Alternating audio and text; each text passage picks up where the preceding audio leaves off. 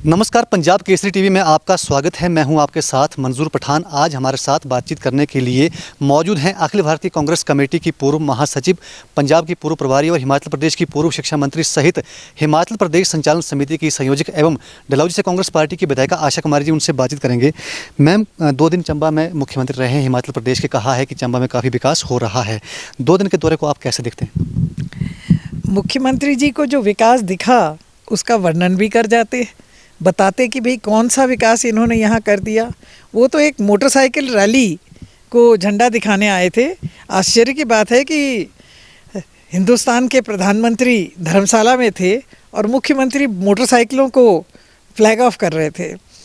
अच्छा तो ये होता कि मुख्यमंत्री धर्मशाला में बैठ के प्रधानमंत्री जी से निवेदन करते कि प्रधानमंत्री जी, कर्ज में डूबा हुआ प्रदेश है, हमारे को कुछ स्पेशल पैकेज दिया जाए, कुछ इस तरह का कुछ किया जाए जिसमें ऐसा लगे कि हिमाचल प्रदेश के प्रति प्रधानमंत्री और भारतीय जनता पार्टी की सरकार गंभीर है। मगर मुख्यमंत्री जी को मालूम है, स्वयं मालूम है कि उन्होंने ना कुछ किया है और ना अब उनके पास 2 महीने का समय रह गया है, 2-3 महीने का। 2-3 महीने में वो कुछ कर पाएंगे ऐसा मुझे लगता नहीं है। हिमाचल प्रदेश के मुख्यमंत्री ने ये भी कहा है कि अग्निपथ एक योजना है, युवाओं के लिए शुरू की गई है केंद्र सरकार की ओर से, और उसमें काफ़ी युवाओं का भविष्य बन सकता है। इस अग्निपथ को आप कैसे देखते हैं? और कहा है कि कांग्रेस बिना वजह युवाओं को भड़का रही है, क्या कहेंगे? देखिए, पहली बात तो ये अच्छा होता कि मुख्यमंत्री इस बात पे और स्पष्टीकरण देते कि ये योजना किन बिंदुओं पे अच्छी योजना है। जब आप किसी बात को बताते हैं कि ये अच्छी योजना है तो आप उसके जो मुख्य केंद्र बिंदु होते हैं उसकी भी चर्चा करते हैं। महज ये कह देना, क्योंकि ये जितने मुख्यमंत्री हैं भारतीय जनता पार्टी के, ये तोते की तरह, रटे हुए तोते की तरह वो बात बोलते जाते हैं जो इनको दिल्ली से कही जाती है। असलियत तो ये है कि ये जो अग्निपथ योजना, जिसमें इन्होंने अग्निवीर बनाने का एक प्रस्ताव रखा है, 4 साल के लिए युवाओं को दिहाड़ी पे आर्मी में रखना है।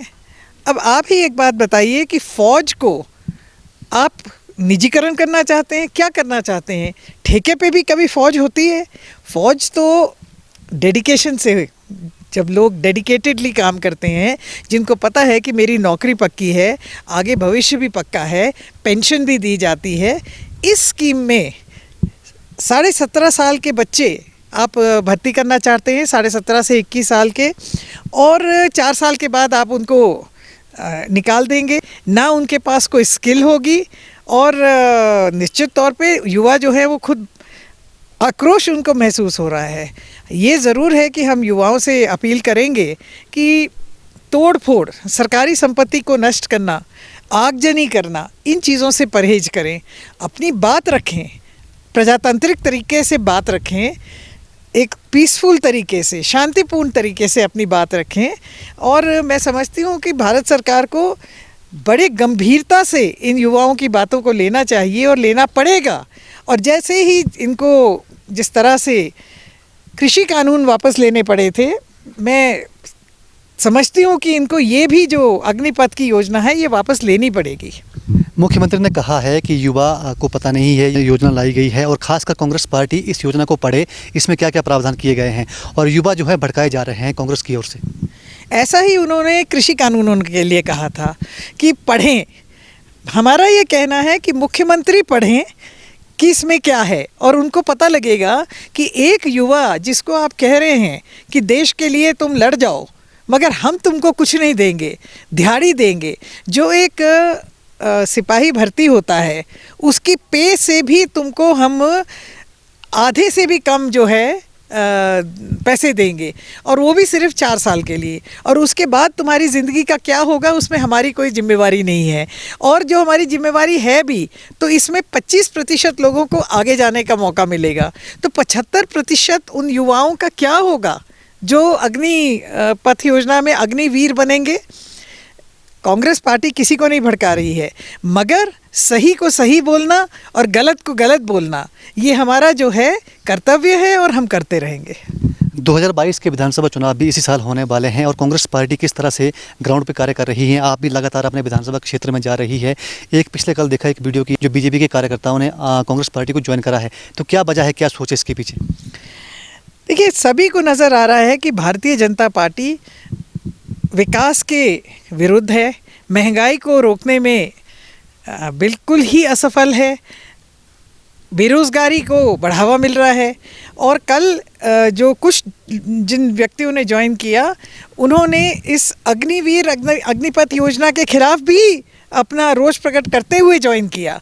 और उनमें से एक ने मुझे बताया कि मेरा इमीडिएट जो कारण बना बीजेपी को छोड़ने का कि मेरा छोटा भाई जो है उसने ये अग्निवीर योजना के बारे में सुनने के बाद आत्महत्या करने की कोशिश की, बच गया, शुक्र है भगवती का।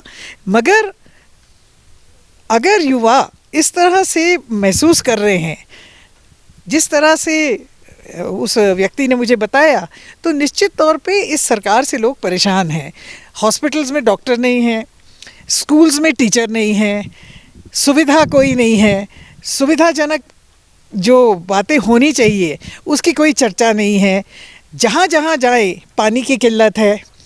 आज की तारीख में करोड़ों के पब्लिसिटी के बोर्ड लगे हैं जल जीवन मिशन के, मगर हमने पहले भी कहा और आज साबित हो रहा है कि इस योजना का नाम जो है नल विदाउट जल है।